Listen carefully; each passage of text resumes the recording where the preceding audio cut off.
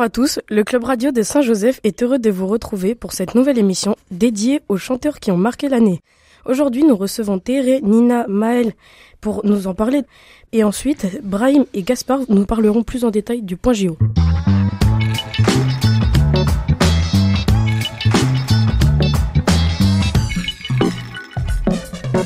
Bonjour Maël, quel artiste nous présentes-tu aujourd'hui ? Alors bonjour à tous, aujourd'hui je vais vous parler de Fabien Marceau alias Grand Corps Malade car il a sorti son 8e album en octobre dernier.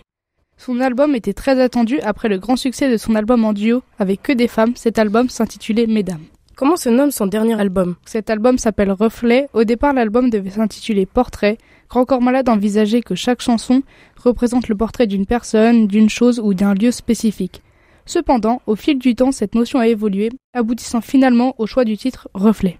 Dans son album, il parle de plusieurs sujets comme d'écologie, de sa vie, comme dans la chanson Autoreflet, ou encore d'histoire d'amour dans les chansons Deauville et Rue Lafayette.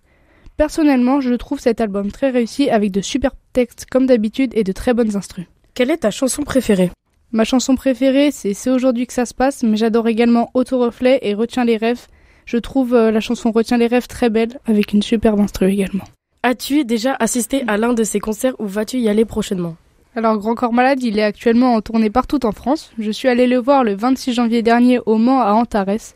Son concert était vraiment bien, avec une pointe d'humour qui amène de superbes transitions entre chaque musique, c'était vraiment super. Merci beaucoup Maël. De rien. Bonjour Nina, quel artiste nous présentes-tu aujourd'hui et pourquoi l'as-tu choisi ? Alors moi je vais vous présenter Taylor Swift qui est une chanteuse et actrice américaine qui est née en 1989 et a commencé sa carrière de chanteuse en 2006. Je vais vous parler d'elle parce qu'elle a fait une tournée en 2023 s'intitulant The Eras Tour qui a très bien marché. Peux-tu nous expliquer pourquoi elle a très bien marché ? Étant donné qu'elle n'avait pas fait de concert à cause du Covid, elle a décidé de faire une grande tournée retraçant son parcours de chanteuse avec ses chansons principales. Sa tournée a commencé aux États-Unis, en Arizona, il y a 1 an et va finir en 2024 au Canada, à Vancouver. Elle passe également en France, à Paris, le 9, 10, 11 et 12 mai 2024. Ce show dure plus de 3 heures et comporte 45 chansons. Elle change plusieurs fois de costume ainsi que de scène décor. Elle a eu de nombreux avantages cette tournée. Oui, effectivement, notamment grâce à l'économie de l'Amérique du Nord. Par exemple, à Los Angeles, cela a créé 3300 emplois et a remporté 5 milliards de dollars pour les concerts américains. De plus, elle est entrée dans l'histoire avec sa 4e récompense pour l'album de l'année le 5 février 2024 à l'occasion de la 66e édition des Grammy Awards. Nina, veux-tu ajouter quelque chose ? Désormais, son concert est aussi diffusé au cinéma et s'intitule The Eras Tour, le film. Merci Nina. Merci. Bonjour Théré, de quel artiste nous parles-tu ? Bonjour, je vais vous parler de Íñigo Quintero, qui est un chanteur-compositeur espagnol de 22 ans. Il est né à Corogne. Pourquoi l'as-tu choisi ? J'ai choisi ce chanteur car j'adore ses chansons, en particulier celle qui se nomme Si no estás, avec l'accompagnement au piano qui va bien avec la voix du chanteur. Où est-ce qu'il s'est fait connaître ? Il s'est fait connaître grâce à sa toute première chanson Si no estás, en Espagne, où elle est numéro 1. Cependant, ce n'est qu'en septembre 2023, soit 1 an plus tard, qu'elle a commencé à gagner en popularité dans les autres pays grâce à TikTok. Des bribes de chansons ont été utilisées dans des vidéos de personnes en couple exprimant leur amour l'un pour l'autre. De quoi parlent ces chansons ? Ces chansons parlent généralement d'un chagrin d'amour et de recherche en soi à travers la religion. Est-ce qu'il a gagné des prix ? Íñigo Quintero n'a pas remporté de prix, mais il atteint la première place du top 50 global de Spotify grâce à sa chanson Si no estás. Il gagne en popularité aussi sur les réseaux sociaux. Merci beaucoup Théré. Restez sur cette émission, nous allons vous faire écouter un extrait de Si no estás, du coup de Íñigo Quintero. Et tout de suite après, on vous parlera du point JO qui portera sur le beach volley. Sueñas alto es el poder que te han dado desde el cielo, no. Que no sé a dónde voy, no es real.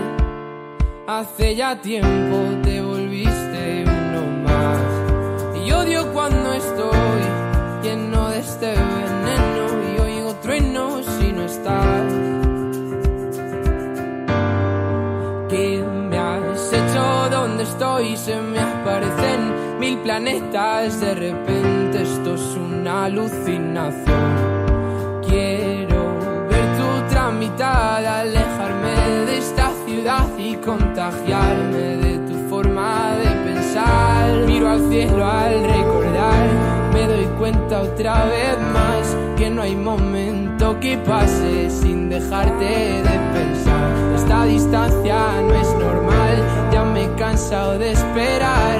2 billetes para amarte, no quiero ver nada posible, es demasiado tarde.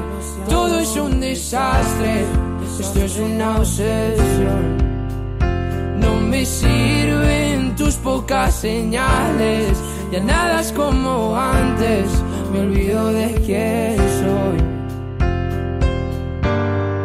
¿Qué me has hecho? ¿Dónde estoy? No vas de frente, es lo de siempre y de repente estoy perdiendo la razón. 100 complejos sin sentido me arrebatan tus latidos y tu voz y ya no puedo.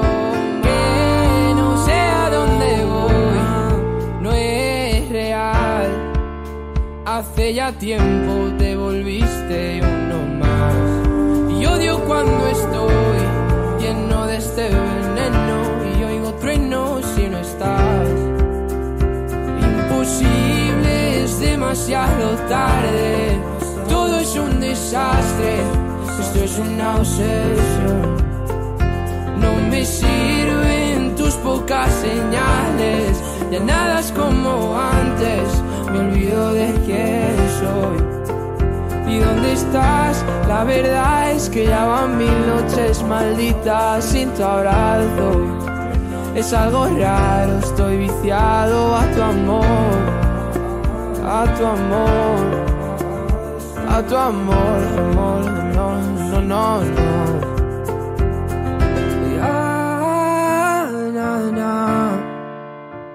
Quiero verte, verte, verte, que se acabe ya.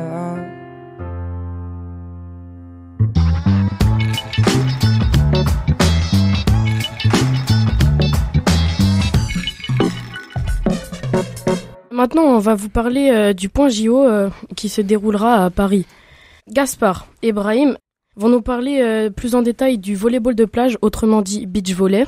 Le volleyball de plage, autrement dit beach volley, oppose 2 équipes de 2 joueurs de chaque côté du filet qui s'affrontent en 2 sets gagnants de 21 points sur un terrain de sable de 16 mètres de long sur 8 mètres de large, ce qui est légèrement plus petit que le terrain en salle.